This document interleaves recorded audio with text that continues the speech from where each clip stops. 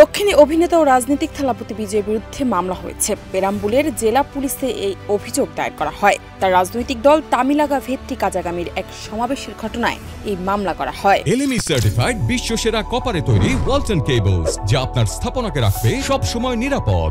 এই ঘটনা ঘটে যখন তিনি তামিলনাড়ুর রাজনীতিতে নিজের অবস্থান শক্তিশালী করার চেষ্টা করছেন। তিনি সম্প্রতি ঘোষণা করেছেন যে 2026 সালের বিধানসভা নির্বাচনে মাদুরাই পূর্ব থেকে প্রতিদ্বন্দ্বিতা করবেন। এটি ডিএমকে এর বিরুদ্ধে তার প্রথম সরাসরি লড়াই। মাদুরাইয়ের এক সভায় বিজয় ডিএমকে তার প্রধান প্রতিদ্বন্দ্বী হিসেবে ঘোষণা করেন। তিনি বিজেপিকে টিভিকের একমাত্র আদর্শিক শত্রু বলে অভিহিত করেন। হাজার হাজার সমর্থকদের সামনে তিনি বলেন, টিভিকে এখানে আধিপত্য বিস্তার করতে এসেছে। 2026 সালের নির্বাচন টিভিকে এবং ডিএমকে এর মধ্যে হবে।